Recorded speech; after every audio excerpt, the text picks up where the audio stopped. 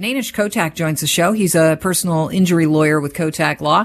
And Nainish, I'm happy you're back on because you wanted to warn some people. I was talking about the fact that there's a new study that says that 53% of us are really worried about airport issues. So we've decided instead, in some cases, we're going to ditch our plans with family vacation as far as flying goes, and we're going to take the car. You have a couple of pieces of information to pass on about making sure you have the appropriate insurance if you are going out of province. So I'm happy that you have some time for us today.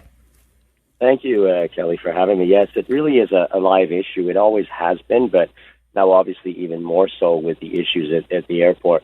You know, I flew to New York a few days ago, and at the airport with, of course, the delays, I was like, you know what, I should have driven, right? So I'm sure a lot of people are actually thinking the same thing. So, you know, in addition to obviously knowing making sure your car is well maintained and knowing your route, etc., there is important insurance and information that you need to think about in the travel.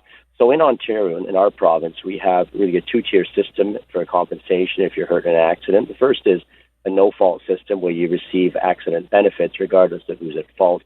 Minimum income replacement, there's some medical rehabilitation, although it's been eroded over the years.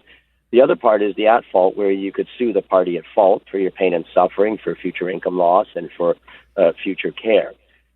Not every jurisdiction has the same available benefits that we do or the same policy limits that we do. So in Ontario, you're required to carry a minimum of $200,000 or $250,000, I believe, one of the two, of the minimum policy limit. Most people, I mean, that's obviously way too low. Most people are $1 million or more.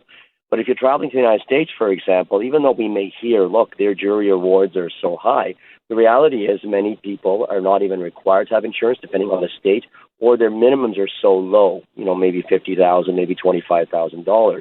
So you could run into a situation where you're in an accident in the United States, it's somebody else's fault, and, you know, you might have very severe injuries, but you're limited in terms of your compensation. We do have what's called an underinsured coverage in Ontario under our policies.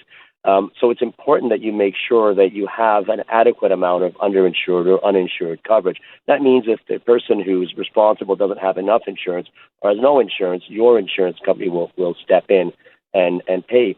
The other thing to think about, let's say you're traveling to the United States, or, you know, you're driving and you're unfamiliar with the roads and you cause an accident. You have insurance, you have some insurance, and you get sued over in the United States where the awards are quite big. The award may exceed your insurance coverage that you have, and then you could be personally liable. So I always recommend at least $1 million, maybe $2 or $3 million of third-party liability coverage, and it doesn't cost a lot more to go from the $1 million to the $2 million. The other thing, obviously, is travel insurance. We know the cost of hospital stays in the United States, for example, are quite high, so it's always good to carry adequate amount of travel insurance. And keep in mind, really, you know, these rules I'm describing for accident benefits are only applicable for our policies for Canada and the United States. It won't help you in Mexico, won't help you in other countries. So if you're traveling to those types of places and renting a car, for example, you'd want to buy the rental car coverage of the jurisdiction where you're in so that you would have adequate compensation depending what the issue is. How many people have no idea about what you're talking about right now as far as insurances and the different insurance that you need, providing which jurisdiction you'll be in? You know, I try to make it simple, right? So I'm not trying to complicate it, but I think, you know, our Insurance Act in Ontario certainly is kind of like the Income Tax Act. It's very complicated, really, and there's many lawyers who still try to figure it out over time, honestly, with the changes that are made. So I think, you know, obviously it's not well known that maybe I'm not covered. I don't have enough coverage if I get in an accident in the United States, whether you know, you're at fault or not. And I think it's just important to talk to your broker and have an honest conversation, or look at your policy and say, wait a minute, it doesn't cost a lot, quite frankly, to increase the limits in your policy for liability or for benefits that you would receive for medical rehabilitation.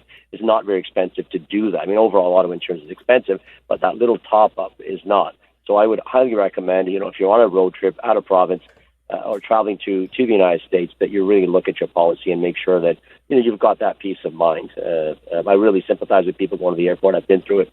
And, you know, obviously something's got to be done there. But the alternative is to drive. And it's fun to take the family out on a nice road trip. right? Bonding that way, it's great. But just, obviously take precautions for insurance, not just safety in terms of you obviously weren't the youngest of three stuck in the middle for all of those road trips, Nainish, but I don't want to bring my life and my sad history into these stories too much, but I know that people can relate. But it is true. A lot of people make that driving trip part of the vacation. They can stop along the way. If you were going to, because everybody's watching their dollars these days. If you're going to up your insurance, can you do it for a limited time and then take off the extra insurance when you're done traveling? You could always do that for auto insurance, but you'd find, honestly, like, to increase your liability limit from $1 million to $2 million, it's probably literally $100 a year, or something like this. Not much. And to increase your medical rehabilitation benefits or your uninsured coverage, it's so cheap. The basic policy is ridiculously expensive in this province. There's no question. There have been cuts to what you get and, making things more optional. But to increase, liability limits, to increase benefits, it's very affordable. You'd be surprised. You ask the brokers, we're not talking about a lot of money here, but to directly answer your question, sure, you could always decrease it and increase it. Yeah. Amazing. Nainish, thanks so much for bringing this to our attention, and thanks for joining the show. I really appreciate your time today. Have a great summer. Thank you, Kelly, for having me. Bye-bye now. Have a great day. Nainish Kotak, of course, with Kotak Law. He is a personal injury lawyer, and I think that those are things that might slip your mind. You're trying to figure out what you're packing. It's like, what are you packing that's super important? That's you and your family in your car. And where is your liability insurance at? It's something worth checking before you pull out of the driveway on that summer vacation.